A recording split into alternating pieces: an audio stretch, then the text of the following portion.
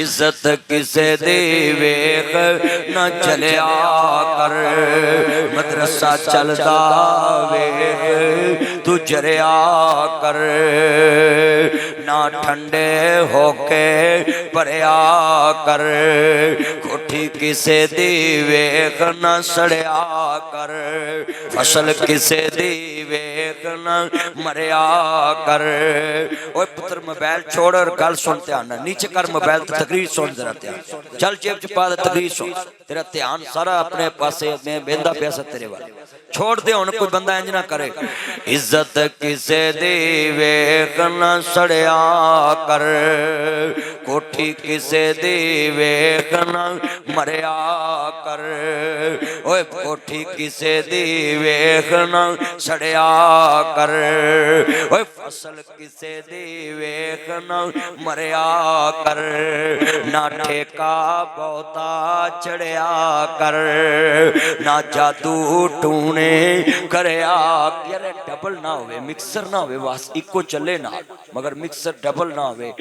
ना जादू टूने करया कर, ना जादू टूने करया कर, ना ठंडे होके भरिया कर, ना शिरक दी पौड़ी चढ़िया कर, ना कुफर दी बस्ती वड़िया कर, ना वेखी माल शरीकां दे सुख मिलदे नाल नसीबां दे। सारे मिलके हाथ खड़े करके सुख मिलदे नाल बांदे ना बनदे नाल नसीबां दे। हाथ खड़े करके बोलोगे अल्लाह ताड़े नसीब भी बनाएगा। ना बनदे नाल मिल के पढ़ोगे सुरूर आ जाएगा। ना बनदे नाल नसीबां दे।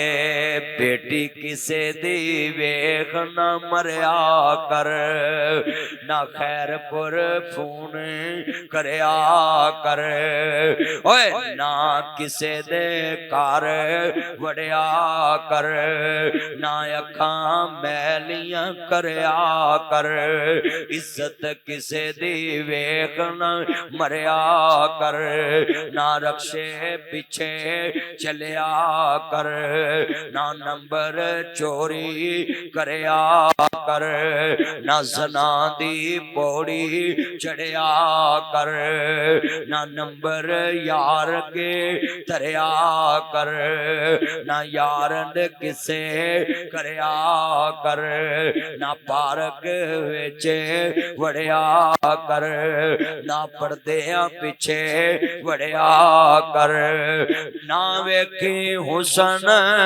शरीकां दे सुख मिलदे नाल